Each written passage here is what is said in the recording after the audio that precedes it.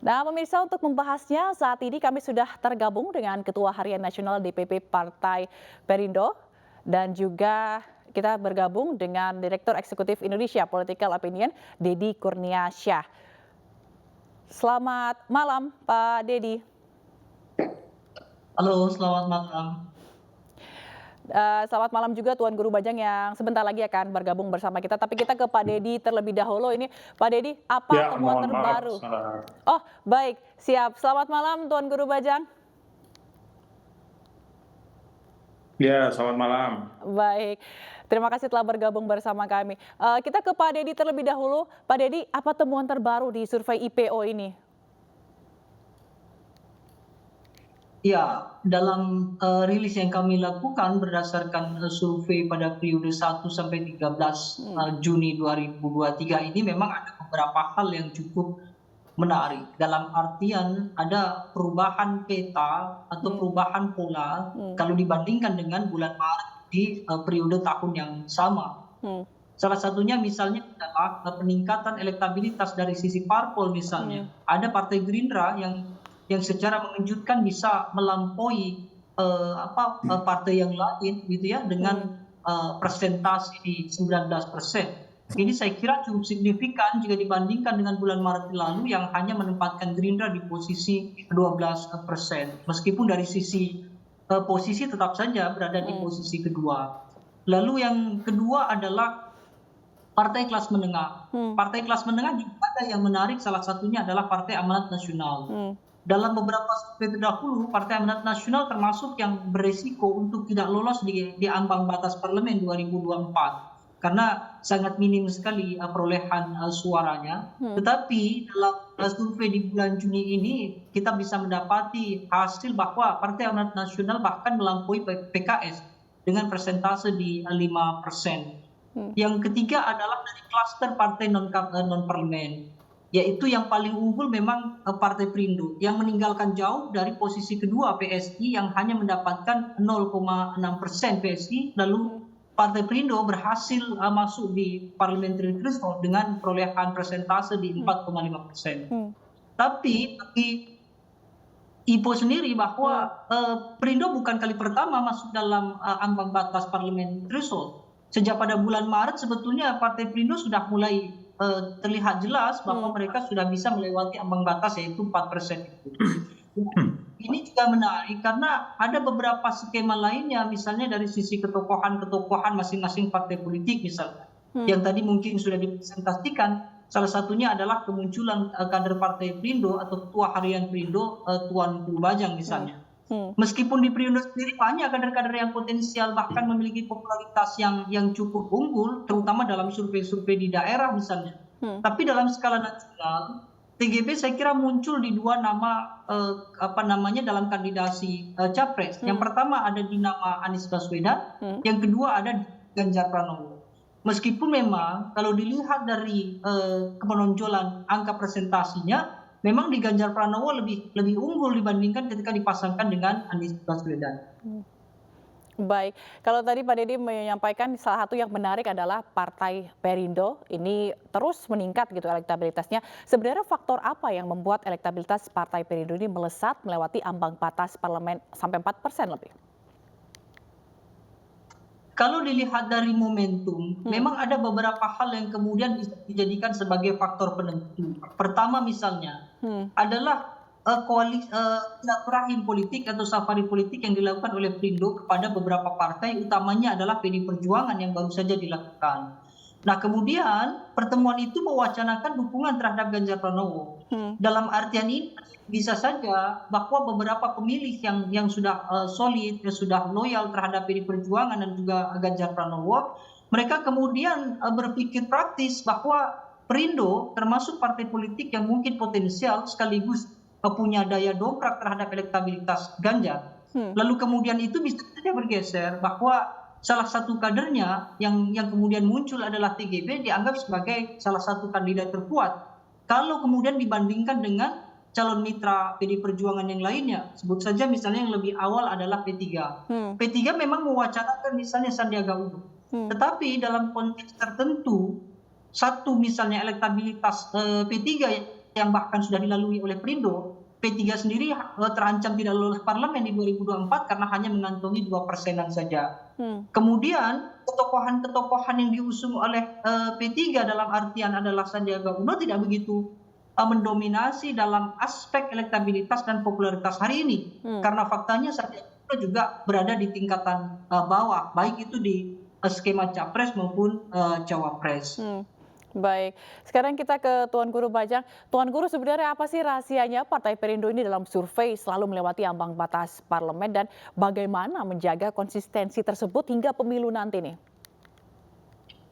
Ya, Bismillahirrahmanirrahim. Assalamualaikum warahmatullahi wabarakatuh. Waalaikumsalam Terima kasih. warahmatullahi Jadi pertama ya tentu apresiasi dari kami kepada masyarakat, ya, kepada para pemilih, kepada halayak yang semakin lama semakin mengapresiasi kerja-kerja Perindo. Perindo memang belum punya wakil di Senayan, tetapi Perindo konsisten selama ini untuk terus terjun ke masyarakat dan memberikan katakanlah program-program yang konkret, ya, khususnya yang terkait dengan pemberdayaan UKM. Jadi Perindo memang punya arah yang jelas, ya. Kami ingin menjadi sahabat UKM. Jadi Perindo sahabat UKM itu menjadi satu arah yang sangat kuat, ya. Sehingga kalau nanti Perindo ditakdirkan oleh Allah Subhanahu wa Ta'ala berada di Senayan, salah satu afirmasi kami adalah bagaimana melahirkan kebijakan-kebijakan yang konkret untuk pemberdayaan UKM kita. Ada 60 juta UKM yang kalau mereka bisa mandiri dan berdaya, itu akan sangat luar biasa.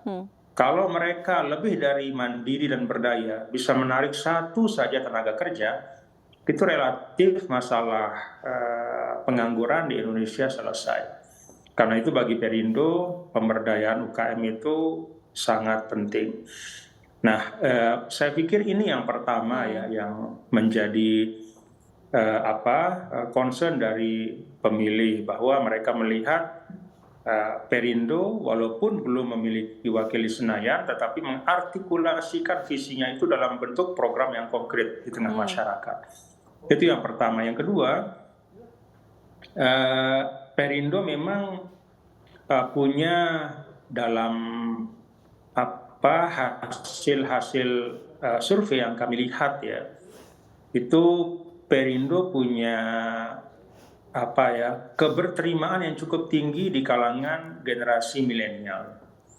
Nah, ini juga mempengaruhi Perindo elektabilitasnya, karena kita tahu bahwa generasi milenial itu memiliki persentase yang cukup tinggi dari keseluruhan pemilih.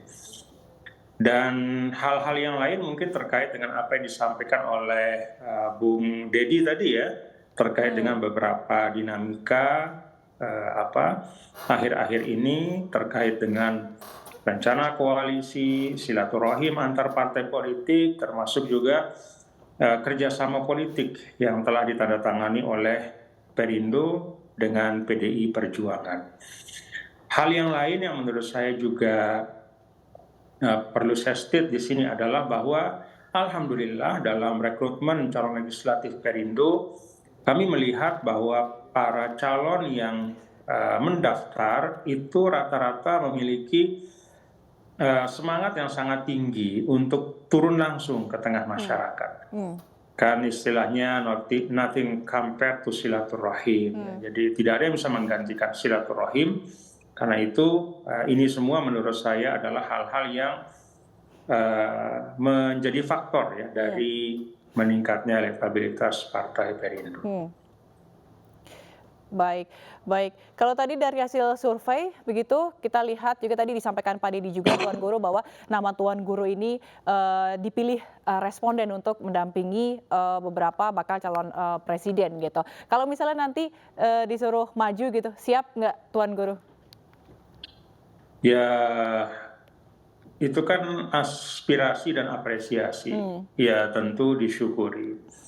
Dan bagi saya, ya, dan saya pikir semua lah anak-anak bangsa yang terjun di politik, ya, tentu harus siap, ya, untuk masuk di dalam ranah pengabdian apapun ya, yang memang terkait dengan pembangunan bangsa. Jadi saya pikir kalau ada suara-suara yaitu adalah aspirasi dan apresiasi, ya kita syukuri, alhamdulillah. Baik. Jadi ya pasti itu diapresiasi gitu ya pilihan responden.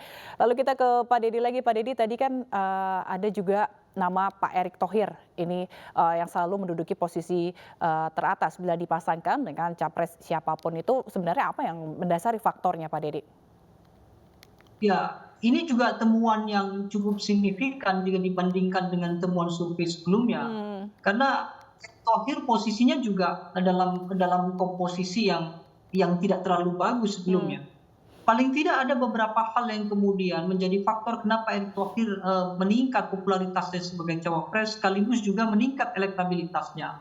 Yang pertama adalah aktivitas-aktivitas yang terakhir ini yang kemudian itu menimbulkan keriuhan publik. Misalnya saja bagaimana kemudian Erick Thohir terpilih menjadi ketua PSSI, kemudian faktor Piala Dunia termasuk SEA Games, termasuk kemudian wacana akan membawa timnas Argentina ke Indonesia, itu menjadi salah satu hal yang kemudian Erick Thohir ini menjadi pilihan yang bagus. Tetapi sebenarnya di luar itu Erick Thohir juga sudah memiliki benih. Salah satunya adalah bagaimana kemudian kedekatannya dengan Nahdlin misalnya, PBNU, bagaimana keterlibatannya dengan aktivitas-aktivitas organisasi Islam terbesar, termasuk juga bagaimana kemudian Erick Thohir diwacanakan oleh Partai Amanat Nasional. Hal-hal semacam itu saya kira juga ikut mendongkrak elektabilitas Erick Thohir. Nah, hari ini juga ada namanya yang disebut sebagai pengganti tokoh utama misalnya. Ada tokoh yang mungkin digantikan oleh Erick Thohir yang sebelumnya saya sebut sebagai Sandiaga Uno. Kenapa? Karena elektabilitas dan popularitas Sandiaga Uno dengan Erick Thohir itu memiliki padanan yang serupa. Satu sisi dianggap sebagai profesional meskipun Sandi waktu itu bagian dari Gerindra, lalu juga dari sisi kecukupan logistik juga sama, dari sisi elektabilitas juga mulanya juga sama. Tetapi hari ini situasinya terbalik, bahwa ketika Sandiaga Uno kemudian berpindah partai, lalu kemudian aktivitasnya banyak yang tidak diizinkan untuk dipropaganda besar-besaran oleh Gerindra begitu, itu kemudian berimbas pada minimnya pengenalan terhadap Sandiaga Uno dan kemudian berganti kepada Erick Thohir. Artinya orang-orang yang tadinya memiliki semangat pada Sandiaga Uno sekarang berganti kepada Erick Thohir. Nah, itulah yang membuat kenapa kemudian Erick Thohir menjadi dalam tanda kutip begitu ya primadona bagi ketiga pasangan kandidat. Tetapi kalau diskusinya hanya merujuk pada Ganjar misalnya, maka baik Erick Thohir maupun TGB saya kira punya peluang yang sama. Satu sisi mereka tidak mewakili suara mayoritas di Jawa. Sementara PDI Perjuangan dan juga Ganjar memang seharusnya memerlukan tokoh-tokoh di luar Jawa itu. Berbeda dengan Anies, berbeda dengan Prabowo. Prabowo dan juga Anies Baswedan, mereka tidak dominan di Jawa, sehingga mau tidak mau mereka perlu tokoh yang dari Jawa. Kalau Ganjar tidak, sudah dominan. Baik, Pak Deddy, tadi kan TGB itu muncul sebagai nama baru ya, cawapres Ganjar. Sebenarnya apa sih yang mendukung faktor pendorongnya ini? Yang pertama kita bisa lihat bahwa munculnya ketokohan itu akan didasari dua hal. Kalau tokoh itu bukan bagian dari partai politik, maka besar kemungkinan karena aktivitas-aktivitas profesionalnya. Kalau tokoh itu adalah bagian dari partai politik, maka besar kemungkinan dimulai dari pemantiknya tentu adalah partai politik. Nah, Tuan Guru Bajang saya kira memiliki dua-duanya. Dari satu sisi ketokohan personal, beliau dikenal sebagai aktivis Muslim, kemudian juga intelektual, sekaligus juga ulama begitu. Kemudian juga dari sisi birokrat juga beliau pernah menjabat sebagai gubernur. Dari sisi legislatif, regulasi, pemahaman tentang undang-undang juga beliau pernah menjabat sebagai legislator. Nah, situasi ini tentu saya kira adalah tidak banyak dimiliki oleh orang lain. Mungkin hanya dimiliki semisal tokoh yang serupa mungkin adalah Mahfud MD. Tetapi Mahfud MD tidak pernah memimpin daerah, tidak pernah berada di kecuali hari ini sebagai anggota dari kabinet. Sehingga dengan kapasitas itu, dukung dengan infrastruktur partai politik, itu menjadi kelebihan yang bisa di maintain dengan baik. Baik, Pak Deddy. Kalau Kalau TGB bagaimana nih melihatnya? Karena kan kalau kita lihat pemilihan cawapres ini kan diprediksi menjadi kunci pemenangan Pilpres 2024 sehingga koalisi partai saat ini masih sangat cair. Menurut Anda seperti apa Tuan Guru Bajang? Ya kan semua berproses ya, dan kalau bagi saya kontestasi apalagi di tingkat nasional ya, itu memang sebaiknya masyarakat memiliki banyak pilihan. Karena kita selalu mengatakan kita ini bangsa yang besar ya, dan kita memiliki talenta-talenta anak bangsa dalam politik ya yang juga sebenarnya cukup banyak. Jadi kalau saya melihat bahwa ya tidak masalah gitu ada nama-nama yang diperbincangkan oleh publik, yang kemudian ada aspirasi-aspirasi, itu menunjukkan politik kita sehat. Nah, adapun nanti seperti apa ya itu kan proses politik yang masih sangat panjang ya. Dan bagi saya kepentingan kita hari ini secara kolektif adalah menjaga ya semua proses-proses politik itu tidak mengurangi khazanah ukhuwah atau persaudaraan kita sebagai anak bangsa. Jadi tidak perlu ada saling hujat menghujat, saling mendiskreditkan. Ya. Saya pikir semua tokoh-tokoh yang disebut di ruang publik insya Allah adalah putra-putri bangsa yang berniat baik, yang berkhidmat, yang bekerja untuk Republik, ya dengan segala kelebihan dan kekurangannya. Sehingga menurut saya tidak perlu sampai terlalu dibentur-benturkan, ya, kemudian apalagi saling menegasikan, ya. Kan DNA kita sebagai satu bangsa adalah DNA bangsa yang selalu berusaha mencari titik temu, ya. Bahkan pada tingkatan yang tidak dibayangkan pada negara-negara demokrasi lain. Ya. Tidak pernah terbayang misalnya ada mantan rival bisa masuk ke kabinet gitu. Seperti peristiwa yang ada di Indonesia. Baik.